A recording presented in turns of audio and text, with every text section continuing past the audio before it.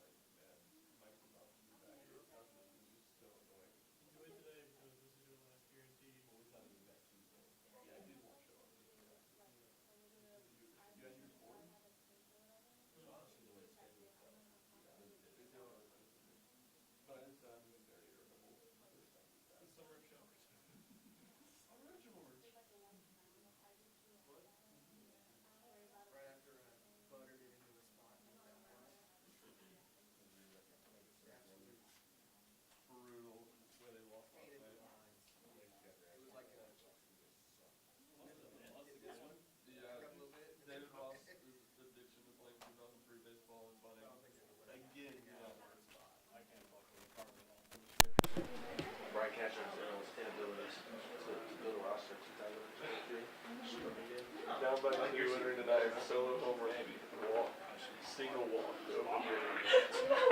Yeah, that was a problem. Sack fly before Christmas. The boys, you know, the contact there. So why are you sack flying for him to come up? Strike out, walk, strike out. Okay, yeah, it does. What's that? We scored touchdowns now. David Ross is playing 2003.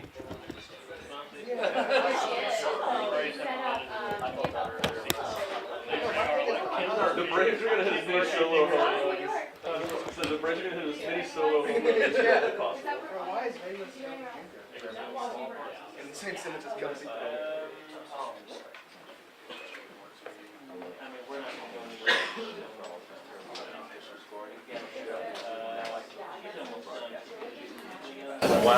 Yeah, they are. You guys get fired? No, why? Yeah, be careful though, Angel's probably going to fly this person. I made much progress. How is he taking half the season off and I was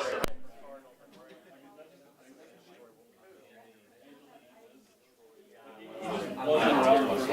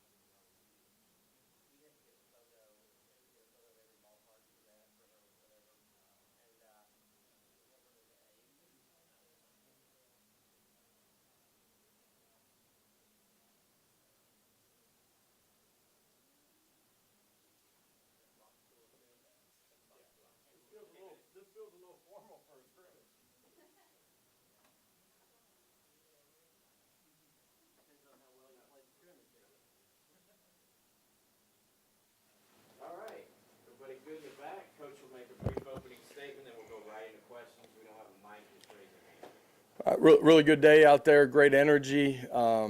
We got some special teams work, some live work for those guys, which I think is really important at this point in training camp. Really like what our specialists have done up until this point, but really good for the guys that are covering our blocking to get some live work. Offensively and defensively, really good day. I think we got out relatively clean today too, and which is important. But I thought defensively, great energy, great effort, in particular really early in the scrimmage. Did a great job against the run early too, and got off the field on some third downs, and offensively, created some plays on the back half of the scrimmage, run game, and a couple plays in the pass game too. So all in all, really good day. We got a lot ahead of us. We got to grow, and that starts this afternoon when they come back to us too. But all in all, really excited about what happened today. Open it up. Coach, could you talk about where you were at center today, what you saw out of center, and kind of what's the latest on Cooper's situation? Yeah, I figured somebody would go right to that based on, yeah, that's right. You're the senior guy in the room, so it goes to you. Is that right? Nah. Coop had a minor procedure late yesterday, and he'll be back. He'll be healthy as we get close to kickoff. Anticipate that being a couple-week deal. But today we rotated through a bunch of guys. Ollie, Parker Ball, young guys, Vyson, Addison Nickel, and those guys are all competing for those spots. All of those guys have taken some reps, even when Coop was here too, as we continue to look for that backup center spot. Austin and Ryan. That's kind of Joe today, just kind of from an operations standpoint. And then how did Ollie do from an operations standpoint at center, just because he's kind of getting shuffled in there now, having played a lot of guard, not much center? Yeah, Ollie really smart, played a lot of football, has played multiple positions, has repped at the 3 interior spots since the time that we've gotten here. He's been really good. The communication, the mechanics, us being able to play with tempo the way that we want to when it presents itself. It's been really easy for him to transition inside. Joe, I thought operationally was really good. There's some situational stuff that we can be better, coming out situation. We did some 4-minute things at the end as well. So it's a great opportunity. Coaches are completely off the sidelines. Coaches are up in the box. Guys got to learn how to operate in between the white lines. So there's growth in that way for Joe. All in all, really pleased with his decision making. What he did with the football all day long, his command. Josh, I'm assuming we didn't see a lot of Leslie Walker and Canary McDonald today. What's their status right now, and just where things in the secondary right now with the health situation? Yeah, those guys are in a good spot. We've held them here the last couple of days. Nothing long term, just based on loads and what they've been doing. Wanted to protect them today. Those guys will be with us here as we move forward. Those guys have played really well in the secondary, and anticipate them playing at a really high level as we keep pushing forward. Rob and Brent. Coach, receiver, did anybody stand out, and how close are you to, I guess, maybe narrow it down to what your rotation might look like? Yeah, I think the rotation piece is going to be a little bit fluid with all of those guys. Some of our young guys continue to grow and make some real strides too. Chaz Nimrod, Caleb Webb. The 4 older guys continue to push and compete. I like what they've been doing. They've operated really efficiently in what we're doing offensively and within the scheme of what we're doing. I think they're playing with great fundamentals and techniques. So all in all, like what they're doing. The back half of training camp, we're essentially at the halfway point as far as pure training camp before we get into school. Back half of it will be really important too. Coach, is Dante a slot or bouncing around, or do Dante's got the ability to play both, and I think, for us this year we probably have a little bit more mobility, guys that can do multiple things within the offense than probably how we've played them the first couple of years that I've been here. You mentioned the defensive front, and you mentioned how well they played against the run early. How deep are you there, and how encouraged are you where that defensive front is? Yeah, the run game part of it, the defensive line, right, interior and guys on the edge, but I thought our backers did a great job fitting gaps, and our safeties were involved in it too. And for a first scrimmage, I thought there was a positive sign of just our tackling in space. So I thought that was a real positive. Defensively as a whole, you guys have heard me say it before, when we got here, a lot of the kids that had left the program, not all of them, but a lot of them were on the defensive side of the football. And, we've been thin the first couple of years. We added some depth last year that helped us take a step, in particular in the run defense. Feel like we are continuing to add some real depth and competition. And that leads itself to real competition on practice. Who's going to be the first one running out? How many snaps each guy's going to play? But the competition on the practice field and the meeting rooms, a coach's best friend, and we have that. That's in the interior. It's out on the edges too. The athleticism, the ability to rush the passer, not just defend the run, is also showing up here in training camp too. I like some of the strides that we've taken. Adam and Ben, when you talked about Joe and how he handles different situations, are you wanting him to process the offense more? What specifically do you want? Processing the offense, he's operating and handling at a really high level right now. Decision making, understanding protections, how to get himself protected or throw hot. His eyes as far as what he's seeing from the second level, pre-snap and on the snap, he's been really good at that part of it. Situational football for the quarterback, continuing to grow just in understanding, 4-minute situation, which we did from a backed up situation today, clock management, all of those things are just a continued part of all of those guys' growth, from Joe all the way to Gaston Moore and everybody that's in the room. Josh, with the offensive line and trying to figure things out right now going up against that defensive front, I imagine they're taking their lumps here and there, but in the long run, how much is that going to help them as you all get into the season? Well, I think, having to move some pieces around a little bit, guys working, at guard, at center, it's tough because you're in multiple situations. It's not like you're just going into a day. Depending on the period, we kind of cycle through, so they get a little bit of that throughout the course of every single practice.